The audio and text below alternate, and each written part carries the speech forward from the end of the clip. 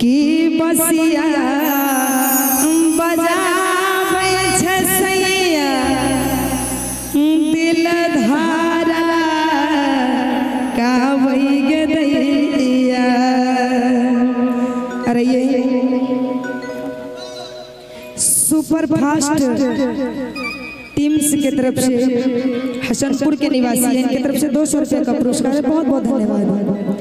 की बसिया बजाबै छै सैया आगे दिल धारा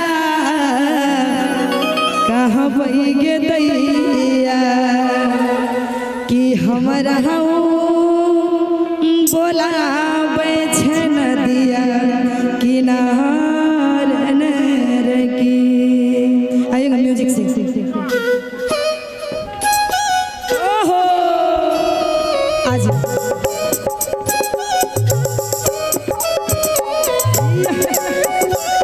हम करेंगे प्रचार दीजिए। अजीत जी की तरफ से 200 रुपये का पुरस्कार है। बहुत बहुत धन्यवाद। ओहो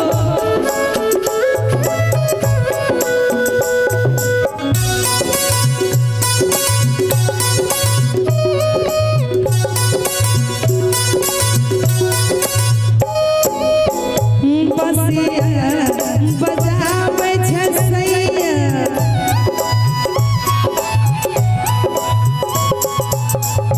बसिया बजाबै छै सैया दिल धारा कावै गे दैया।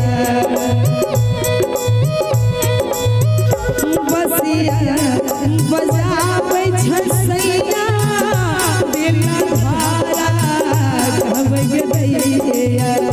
हमरा बोलाबै छै नदिया किनार नर की। कहै सैया चला नदिया किनार नर की।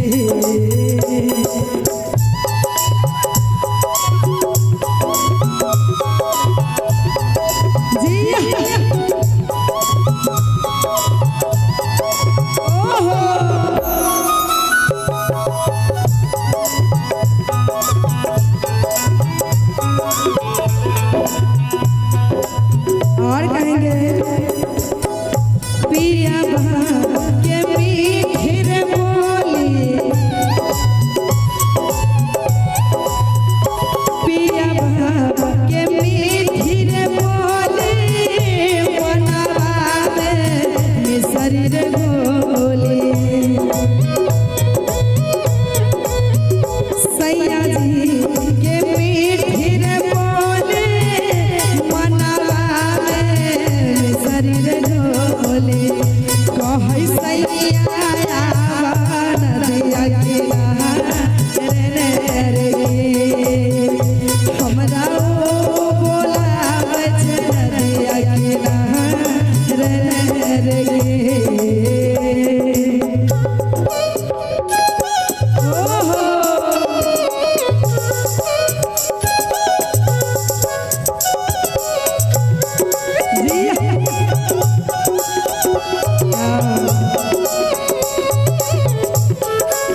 हाँ फोटो लेंगे फोटो लीजिए। क्या बात है। ताली हो जाए हमारे मुकेश जी के लिए ताली जोरदार ताली। और यही है हमारे मुकेश यादव मुखिया जी। क्या बात है। कदम बिरछिया रे तारा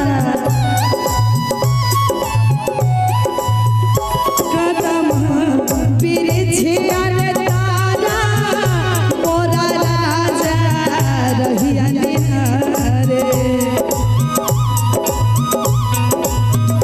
कदम बिरछिया रे तारा मोरा सैया रहिया निहारे। कहै सैया नदिया किनार नर की। हमरा बोलाबै छै नदिया किनार नर की। ओहो एक ताली हो जाए इधर से जोरदार।